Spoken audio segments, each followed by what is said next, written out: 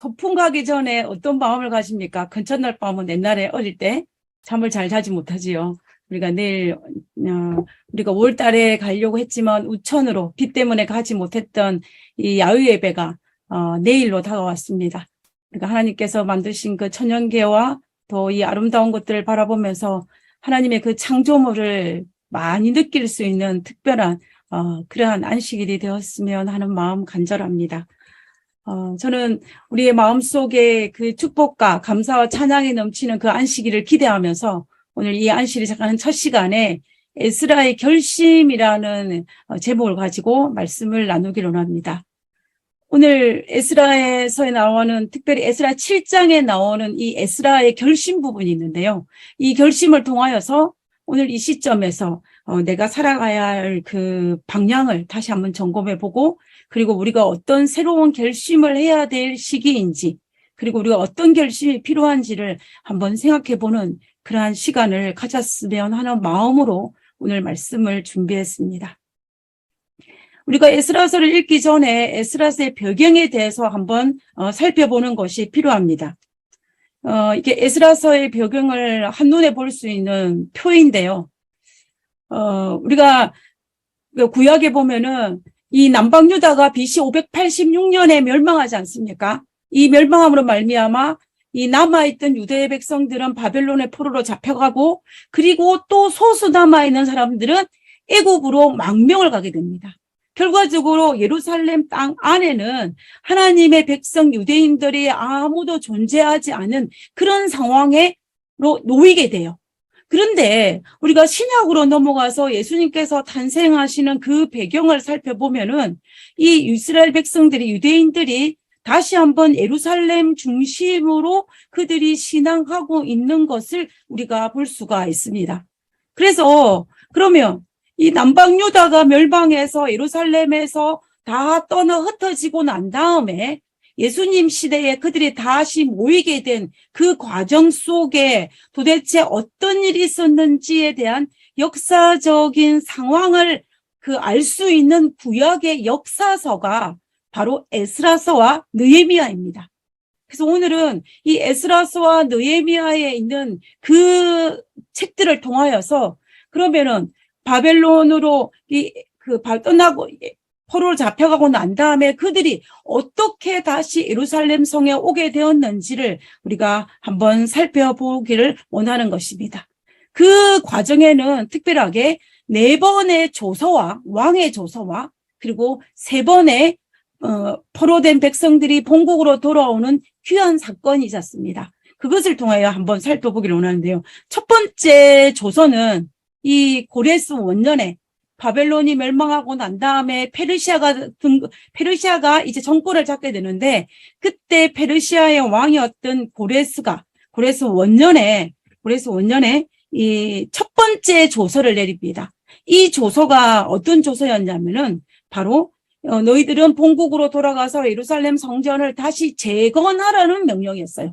그 명령을 따라서 스룹바벨의 인솔하에 이제 바벨론의 포로로 잡혀있던 이스라엘 백성들이 첫 번째 귀환을 합니다. 이것이 1차 귀환이에요. 그때에 이 스룹바벨 인솔하의 귀환에 참여했던 사람들이 총 몇 명이었냐면 49,897명이에요. 이들이 본국에 돌아옵니다. 그들이 본국에 돌아와가지고 성전을 건축하는데 누구의 방해로 말미암아 북쪽 지역에 살고 있었던, 예루살렘을 중심으로 했을 때 북쪽에 살고 있던 사마리아인들의 방해로 말미암아 성전 건축이 중단이 되었어요. 그러다가 BC 520년에 이 유다 백성들이 다시 한번 이 페르시아 왕에게 요청을 합니다. 그 요청의 내용이 뭐냐면, 옛날 BC 537년에 고레스가 예루살렘 성전을 재건하는 조서를 내렸다. 그 조서를 확인해달라는 요청을 하게 됩니다. 그때에 이 페르시아의 왕은 누구였냐면 이 다리오 왕이었습니다. 그래서 이 다리오 왕이었는데, 이 다리오가 이 고레스 원년에 조서를 내렸다라는 것을 확인을 하고 다시 조서를 내리는데, 그것이 2차 조서입니다. 그래서 2차 조서의 내용은 무엇이었냐면, 고레스가 이 이스라엘 백성들의 1차 포로 귀환을 했고, 그리고 성전을 재건하는 명령을 내렸다라는 그 조서를 확인했다라고 확인해주는 조서를 내려요. 이것이 2차 조서입니다. 근데 2차 조서 때는 어떤 사건이 발생하지 않냐면 귀환하는 사건은 없어요. 단지 무엇만 하냐면 확인해주는 1차 조서가 있었다라는 것을 확인해주는 조서로 끝이 납니다. 그래서 2차 조서에는 이 포로 귀환이 없습니다. 그러고 난 다음에 515년에 성전이 재건되는 것을 볼 수가 있습니다.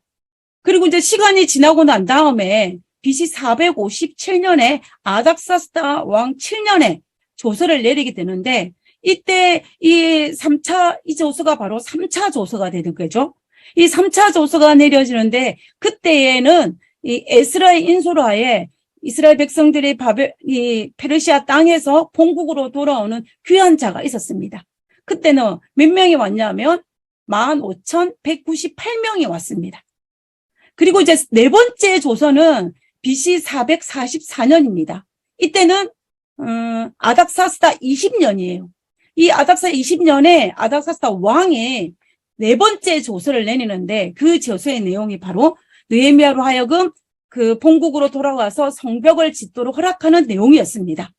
그때의 이 4차 조서를 가지고 느헤미야가 이제 본국으로 돌아오게 되는데요.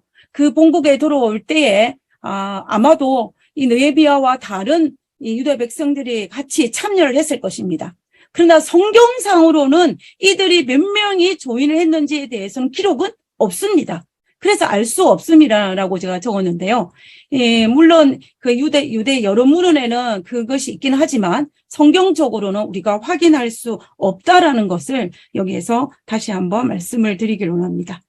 자, 그래서 우리가 에스라서는 이 3차 조서, 즉 2차 귀환까지 역사를 다루고 있는 것이 바로 에스라서이고, 그리고 그 이후에 3차 귀환과 4차 조서에 대한 그 이후의 사건들을 기록하고 있는 것이 느헤미야서입니다.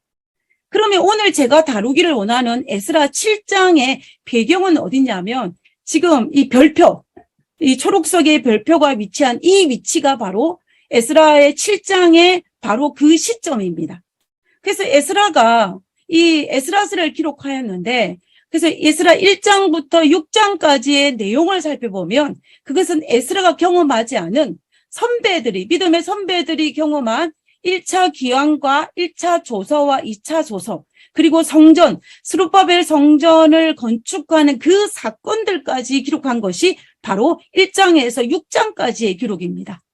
그리고 7장부터 10장까지의 기록이 바로 어떤 기록이냐면은 에스라가 자기가 경험한 것들을 기록해 놓은 것이 바로 7장과 10장의 기록인 것을 알 수가 있습니다. 그래서 결국 다시 말하면 1장부터 6장까지는 에스라 시대 이전의 기록이고, 그리고 7장부터 10장까지는 에스라 시대에 일어난 사건들을 기록한 기록이란 것을 우리가 알 수가 있습니다. 그래서 이제 에스라 7장에 가면은 성전이 건축되고 난 다음에 시간이 많이 지나고 난 다음에 에스라 7장에 와서 이렇게 기록하고 있습니다. 에스라 7장 1절입니다. 이 일 후에 라고 되어 있어요. 그럼 이 일 후가 무엇인지를 우리가 한번 생각해 볼 필요가 있습니다. 그죠? 이 일 후에 7장 1절 시작하면서 이 일 후라고 얘기했습니다. 그러면 6장에는 뭐라고 볼 수 있냐면 6장에는 스룹바벨 성전에 대한 이야기예요. 그렇기 때문에 지금 이 우라는 것은 우리가 시기적으로 살펴보면 이 사건의 공백은 뭐냐면 성전 건축의 515전에 일어나는데, 에스라가 이 3차 조서를 받고 이 2차 포로 귀환할 때까지의 시간적인 간격을 보면 58년의 기간의 차이가 있습니다. 그래서 결과적으로 에스라 6장과 7장에는 공백 기간이 58년이라는 공백 기간이 있다라는 것을 알 수가 있습니다.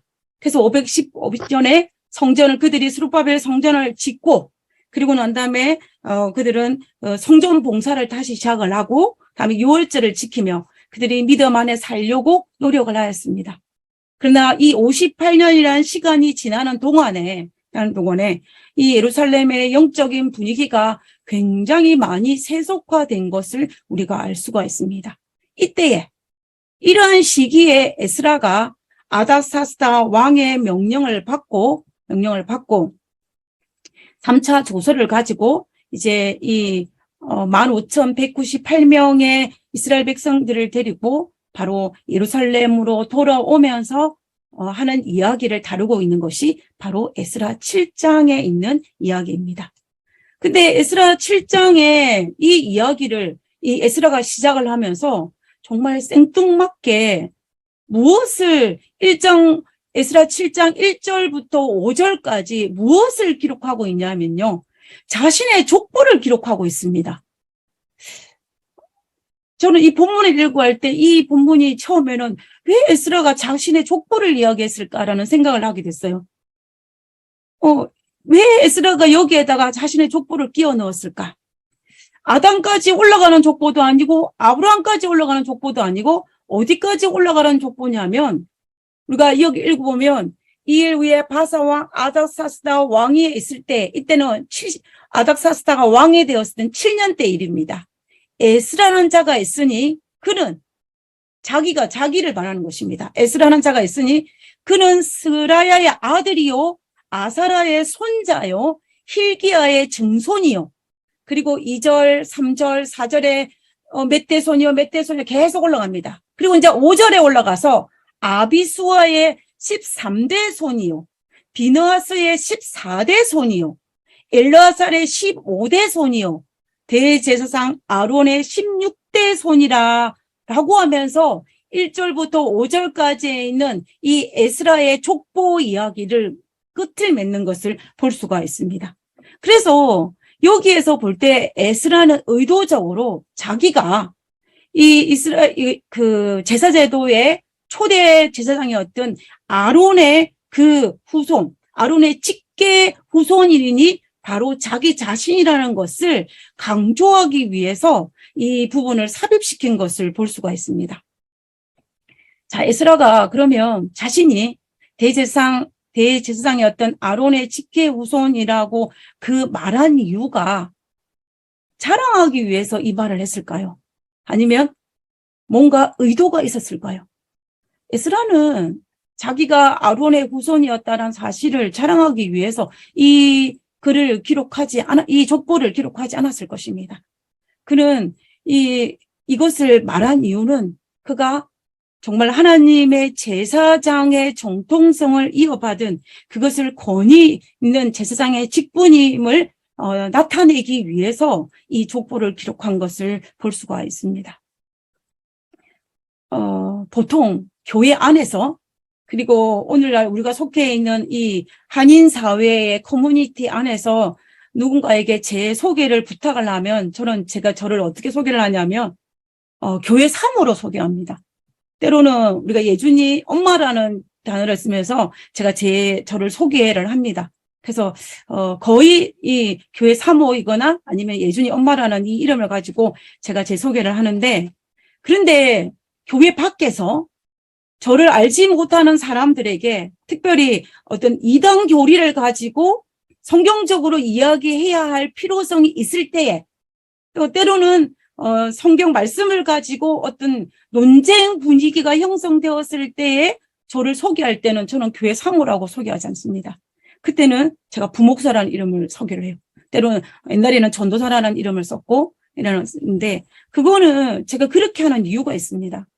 왜냐하면 지금 우리가 나누는 대화가 성경적인 우리 제7안식일 예수재림교회 입장에서는 성경적인 원칙과 말씀에 대한 이야기를 나누기 때문에 저는 제가 가지고 있는 이 사모라는 원래의 그 직분을 말하는 것이 아니라 전도사라는 이름을 사용하면서 이 부목사라는 이름을 사용하면서 제가 나누는 이 말씀이 성경적인 권위를 나타내기 위해서 제가 그 부칭을 가지고 제가 소개를 합니다. 저와 같은 경우로 에스라도 마찬가지일 것입니다. 에스라도 자기 자신을 자랑하기 위해서 족보를 기록한 것이 아니고 자기가 지금까지 말하고 있는 이 모든 말이 그가 하나님의 말씀을 연구하고 제사 제도를 책임지는 제사장의 입장이라는 것을 강조하기 위해서 그는 에스라 7장을 시작하면서 자기 이야기를 시작하면서 자신의 족보를 끼워넣은 것을 볼 수가 있다는 것입니다. 그러면서 에스라는 자기 자신에 대해서 소개를 이렇게 합니다. 에스라 7장 6절에 이렇게 합니다. 이 에스라가 바벨론에서 올라왔으니 어디로? 예루살렘으로 올라왔으니 누구는 에스라는 이스라엘 하나님 여호와께서 주신 모세 율법에 익숙한 학자로서 자기 자신을 뭐라고 소개하냐면 하나님 여호와께서 주신 모세 율법에 익숙한 학자, 모세 율법에 익숙한 학자로 자신을 소개합니다. 그리고 두 번째는 뭐냐면 그의 하나님 여호와의 도우심을 입음으로 왕에게 구하는 것을 다 받은 자라고 소개합니다. 그래서 결과적으로 에스라가 두 가지를 강조를 하는데요. 율법에 익숙한 학자고, 그리고 나는 이 아닥사스다 왕의 총애를 입어서, 물론 하나님께서 나를 도와주셨지만 왕에게 구하는 모든 것들을 다 받은 그러한 사람으로서 자기를 소개하는 것을 볼 수가 있다는 것입니다. 그리고 아닥사스다 왕이 자신에게 고난을 주었는데 그 고난이 어떤 고난인지를 설명합니다. 에스라 7장 25절에 보면은 이 아닥사스다 왕이 에스라에게 준 내용입니다. 에스라여, 너는 내 손에 있는 내 하나님의 지혜를 따라 내 하나님의 율법을 아는 자를 법관과 재판관을 삼아 각 건너편 모든 백성을 재판하게 하고 그중 알지 못하는 자는 너희가 가르치라 라고 명령했는데요.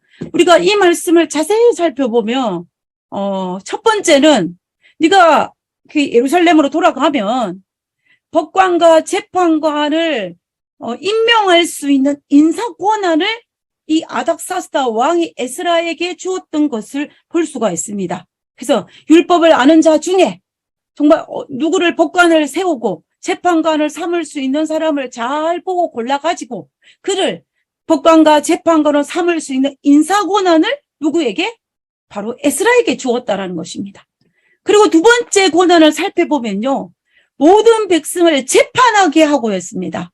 그랬으니 결과적으로 뭐냐면 재판권을 왕이 에스라에게 재판할 수 있는 권한을 주었다라는 것을 알 수가 있다는 것입니다. 그 다음에 세 번째로 뭐냐면 그중 알지 못하는 자를 무엇을 우리가 앞에 내용을 자세히 살펴보면 하나님의 지혜와 하나님의 율법을 알지 못하는 자를 너희가 에스라야 너희가 가르치라라는 그 권한을 주었습니다. 그래서 이 가르치라는 권한은 제가 제사장의 권한이라고 적었는데 이것은 결과적으로 가르칠 수 있는 권한을 그에게 주었다라는 것을 볼 수가 있습니다. 우리는 이것을 통하여서 에스라 7장에 나타나 있는 이 에스라의 조서와 또 이 모든 것들을 통하여서 왕이 에스라를 얼마나 신뢰했던지를 우리가 충분히 짐작할 수 있는 부분입니다. 자, 그러면 이 아닥사스다 왕이 에스라의 무엇을 보고 이렇게 신뢰를 하였을까요? 우리 그것도 한번 생각해 볼 필요가 있습니다. 사실 이 에스라는 아닥사스다 왕의 입장에서 볼 때 자기의 직속 부하가 아니에요. 가까이에 있으면서 자기의 일을 도와주었던 그런 직속 부하가 아닙니다. 누구처럼? 느헤미야처럼 가까이에서 자기를 돌봤던 그런 사람이 아니에요. 그리고 이 에스라는 누구의 제사장이냐면 바로 하나님을 섬기는 하나님의 제사장이었습니다. 그러니까 아닥사스다 왕의 입장에서 볼 때는 자기가 섬기는 신의 제사장도 아니었습니다.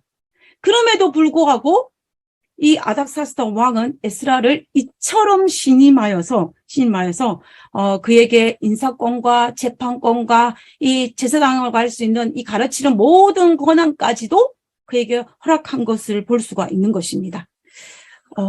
그러면 도대체 무엇 때문에 이 왕이 에스라를 이처럼 신뢰했는지를 우리가 한번 살펴볼 필요가 있는 것입니다. 우리가 성경에서 이 에스라서에 나와 있는 모든 말씀을 볼 때 왕이 에스라를 신뢰할 수 있는 그 근거를 찾을 수 있는 것은 보면은 이 왕이 에스라를 부를 때의 그 수식어를 보면은 우리가 대충 짐작을 할 수 있습니다. 그 수식어가 공통적으로 반복하여 등장하는 것이 뭐냐면 모든 왕의 왕 아닥사스다는 하늘의 하나님의 율법의 완전한 학자 겸 제사장 에스라에게 라고 이야기했습니다. 그러면은 아닥사스다 왕이 에스라에 대해서 알 수 있는 가장 많은 부분을 차지하는 것은 무엇이냐면 이 아닥사스다가 하늘의 하나님의 율법에 완전한 자라는 것에 대해서 동의를 했다라는 것입니다. 그럼 그렇다면 결국 이 말의 의미가 무엇입니까? 이 말의 의미는 아닥사스다 왕이 에스라가 섬기는 그 하나님을 신뢰했다라는 것을 볼 수가 있습니다. 그렇기 때문에 이 에스라가 하늘의 하나님의 율법의 완전한 자였기 때문에 에스라를 신뢰하였고, 그 말은 결국 에스라가 신뢰한 하나님을 신뢰했다라는 것을 우리가 여기서 알 수가 있다라는 것입니다. 만약에 아닥사스다 왕이 하나님을 신뢰하지 않았다면 이 에스라를 결코 신뢰하지 않았을 것입니다. 그리고 그에게 이룬 직분도 허락하지 않았을 것이고, 그가 본국에 돌아가도록 허락하지도 않았을 것이고, 그리고 그들이 포로로 잡혀왔던 그 유다 백성들을 본국에 돌아가도록 허락하지도 않았을 것입니다. 우리는 여기에서 정말 하나님을 섬기지 않은 이방인 왕도 이렇게 하나님을 신뢰하는데, 우리가 하나님을 섬기는 자라고 공언하면서 하나님을 신뢰하지 않는다면 우리는 우리 자신에 대해서 한번 깊이 생각해 볼 필요가 있습니다. 그래서 우리는 정말로 우리가 얼마나 하나님을 잘 신뢰하는 사람으로 살아가고 있는지 자기 자신을 한번 살펴볼 필요가 있다는 것입니다. 그래서 이제 하나님의 율법에 능통한 에스라는 정말 아닥사스다의 전폭적인 신뢰를 가지고 이 예루살렘에 돌아옵니다. 돌아올 때에 이 에스라의 직분이 총 3가지입니다. 정치가이고 재판을 할 수 있으니까, 그 다음에 법률가입니다. 법률가이고, 그리고 또한 말씀을 가르칠 수 있는 목회자의 이 3직분을 가지고 예루살렘으로 돌아왔습니다. 정치적인 목과 사법적인 권한과 이런 모든 권한을 가지고 이제 총독과 제사장과 학자의 신분으로 예루살렘에 돌아왔던 이 에스라. 자, 여러분은 혹시 에스라가 가진 이 3가지 직분 중에서 무엇이 제일 탐이 나십니까? 정치가? 아니면 법률가? 아니면 목회자? 이 중에서 무엇이 가장 매력적이십니까?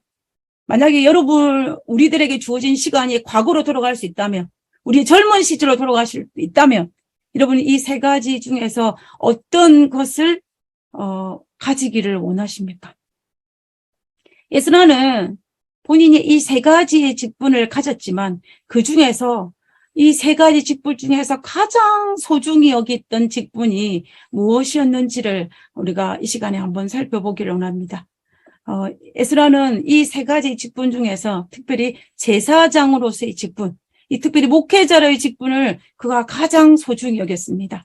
그 이유는, 그것을 알 수 있는 성경적인 근거는 바로 에스라가 예루살렘으로 돌아오면서 그가 한 결심 부분에서 우리가 알 수가 있습니다.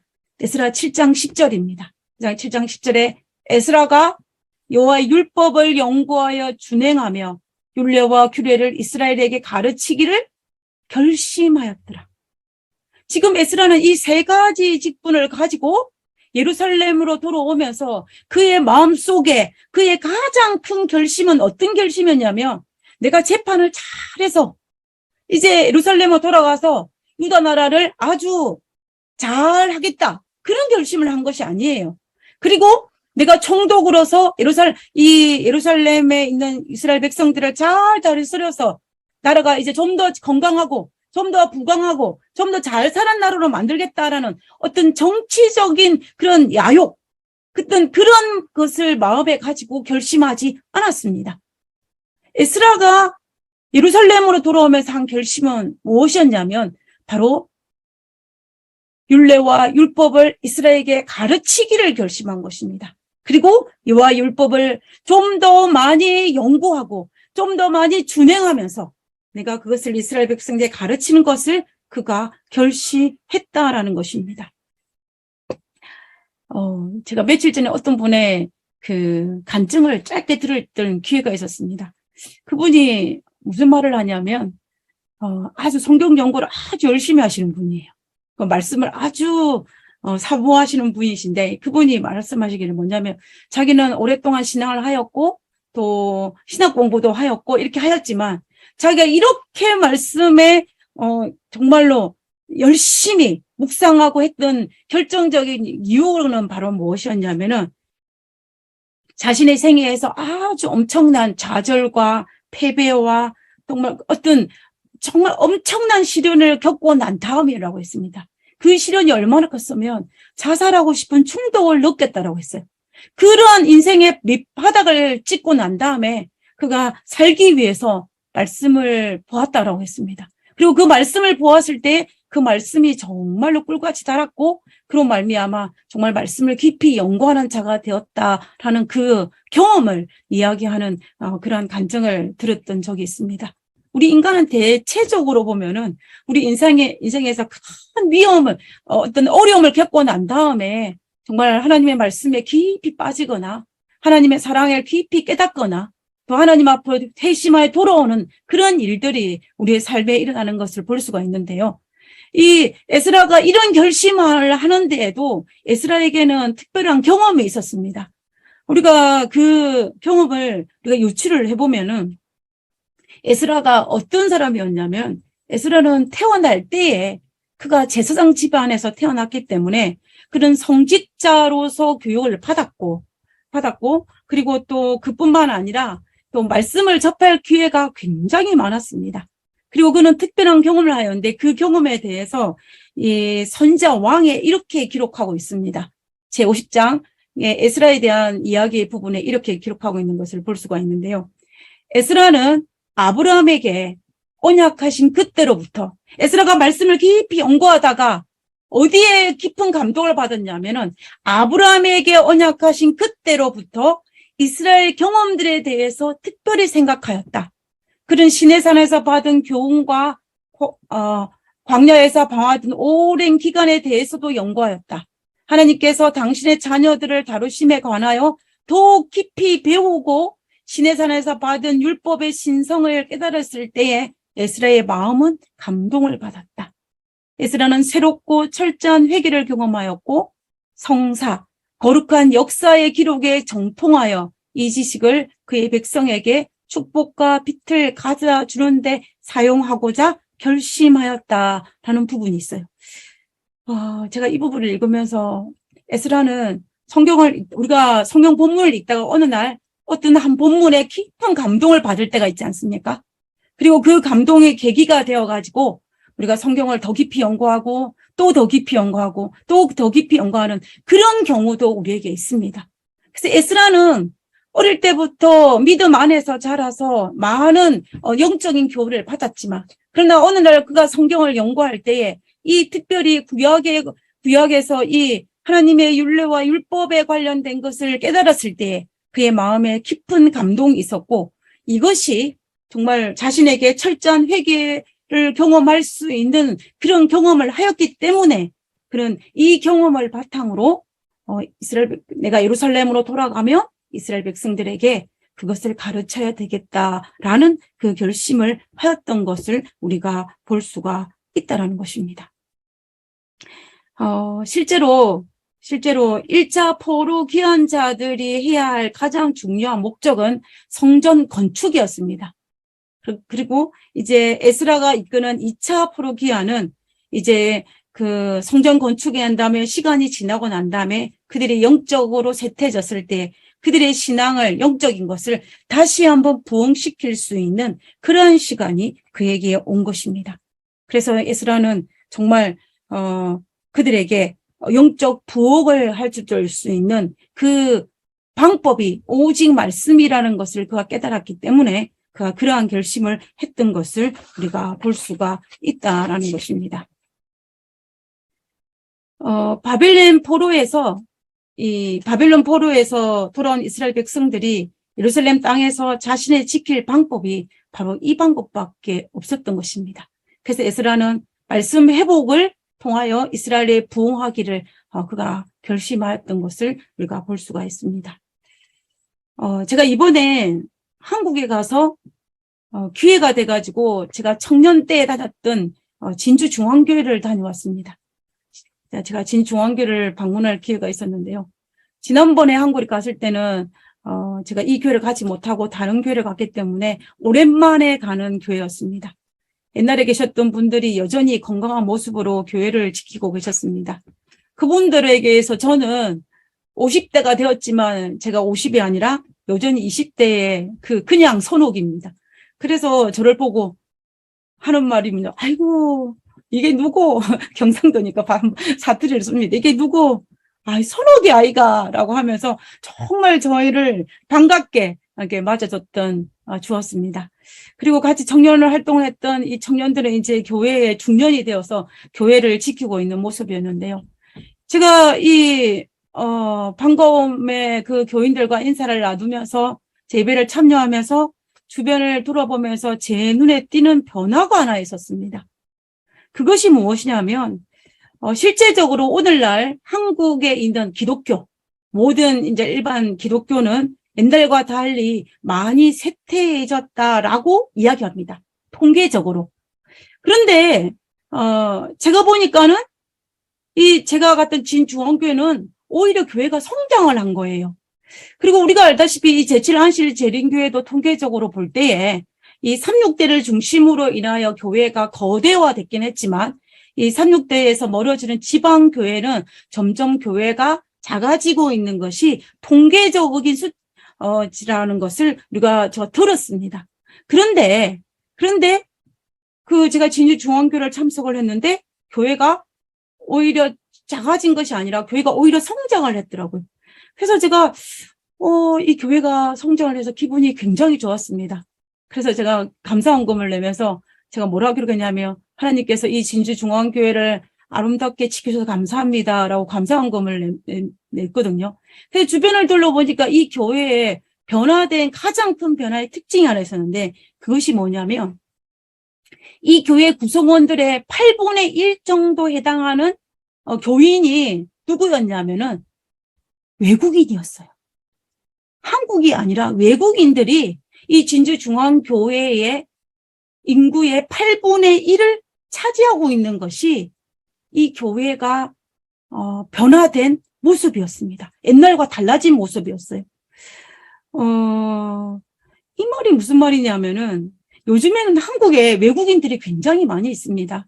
우리가 한국을 떠날 때만 해도 길거리를 지나가다가 외국인이 한 명 지나가면 어떻게 해요? 고개를 돌려봐서 그 외국인을 한번 쳐다볼 수 있는 그런 시대였습니다.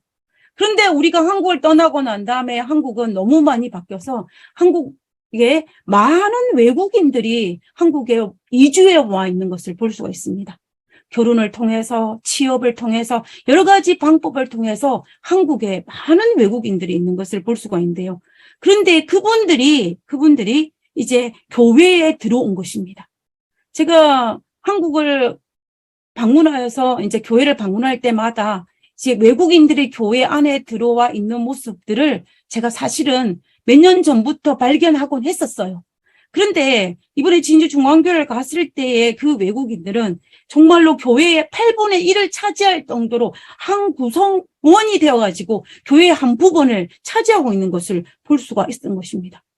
그래서 제가 너무 그분들의 모습을 보고 변화된 모습이라서 제가 옆에 있는 분에게 외국인들이 참 많으시네요 라고 이제 제가 이야기를 했어요. 그러니까 그분이 하시는 말씀이 교회 안에 점점 그분들이 늘고 있다고 이야기해요. 그러면서 교과반도 그분들이 따로 하면서 대예배는 같이 보지만 그들이 하나의 구역반도 하고 교과반도 하고 그리고 같이 섞이기도 하면서 교회의 한 구성원으로서 이제 교회를 잘 섬기고 있다. 그런 이야기를 하더라고요. 제가 그 모습을 보면서 제가 무슨 생각을 했냐면요. 미국에 있는 한인교회에서 외국인을 보는 것보다 한국에 있는 한국교회에서 외국인을 보는 것이 더 쉬운 상황이 이루어진 것입니다. 참으로 놀랍게도. 결과적으로 이제 한국 교회는 여러 가지 어려움도 많이 있긴 하지만 시대의 변화에 따라서 교회가 달라지고 있고 달라지려고 노력하고 있고 또 그렇게 할 때에 교회는 성장하고 있는 것을 제가 그 짧은 시간에 볼 수 있는 모습이었습니다. 에스라는 말씀 회복이 이스라엘이 부용하고 회복할 수 있는 것임을 알았기 때문에 에스라가 말씀을 가지고 그들을 가르치려고 하고 그것을 통하여 부흥시키려고 결심한 것입니다. 저는 이 말에 100% 동의합니다.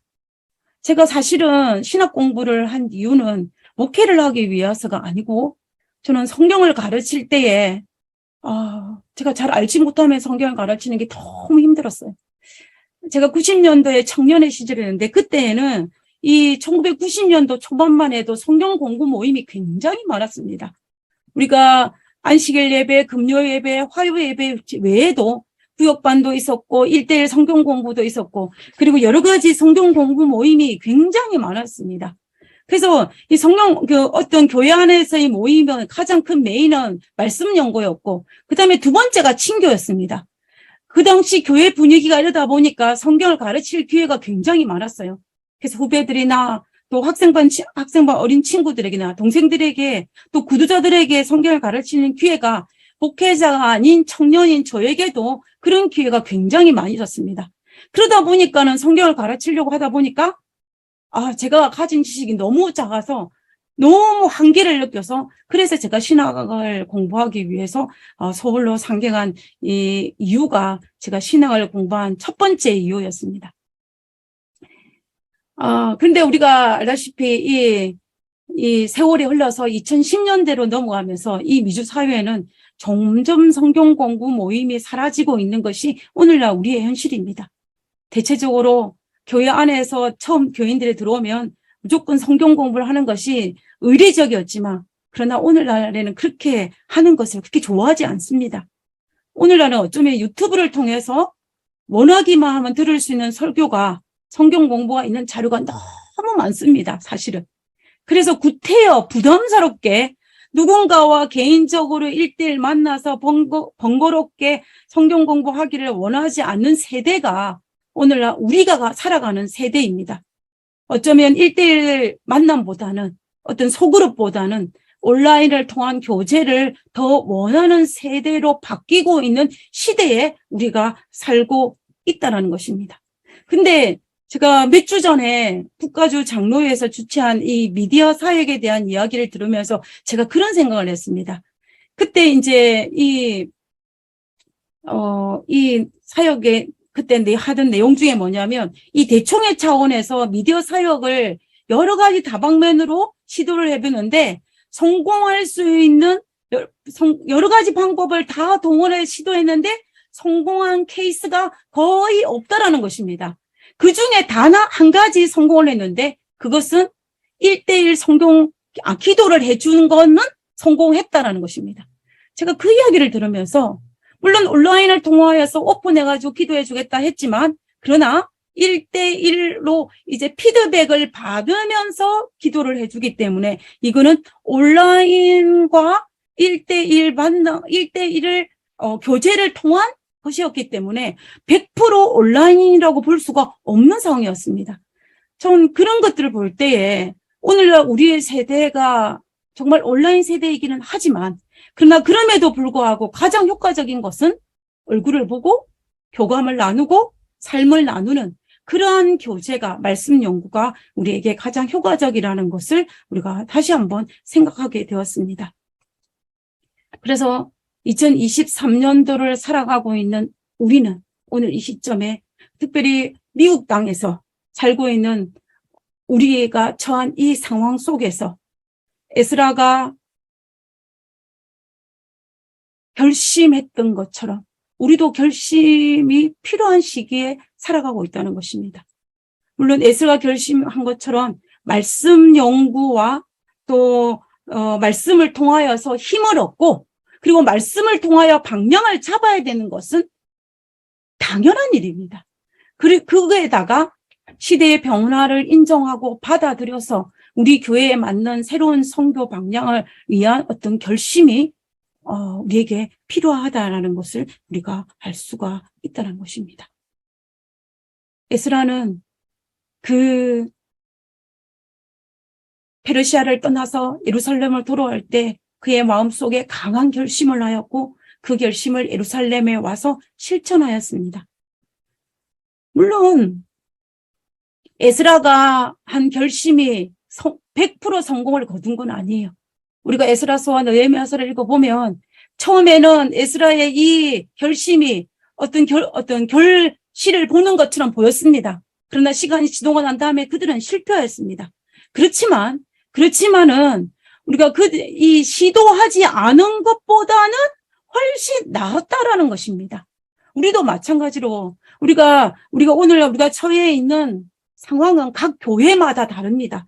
그래서 처한 상황과 형편은 각 교회마다 다 다르지만 그러나 오늘날 우리가 말씀을 통해 힘을 얻고 방향을 잡아서 오늘날 이 시대의 변화를 받아들이고 인정하면서 우리에게 맞는 새로운 선교 방향을 위한 어떤 결심들은 우리가 날마다 필요하다는 것입니다. 비록 실패하더라도 다시 결심하고 시도하고 실패하고 또다시 결심하고 시도하는 일들이 우리의 삶 속에서 계속 반복될 때에 그때에 우리는 정말 이 마지막 시대에 정말 이 미주 한인교회 2020년도 이 30년 넘어가면서 이 한인교회가 어떤 시대에 넘어갈 때에 우리는 어떤 정말 성장해가는 영적으로 성장하고 그다음에 그 외에 영적인 성장으로 통하여 주어진 하나님의 축복을 경험할 수 있는 우리가 될 것이라고 저는 확실합니다. 에스라의 결심이 우리의 결심이 되는 그러한 우리가 되었으면 좋겠습니다. 하나님께서 우리를 불쌍히 여기사 그리고 우리를 축복하사 그리고 우리에게 하나님께서 새로운 결심을 할 수 있도록 우리에게 비전을 보여주시고 그 비전을 따라서 우리가 용기를 얻고 힘을 얻어서 앞으로 나아갈 수 있는 우리 모든 교우님들이 되시기를 간절히 바라면서 오늘 말씀을 마치도록 하겠습니다.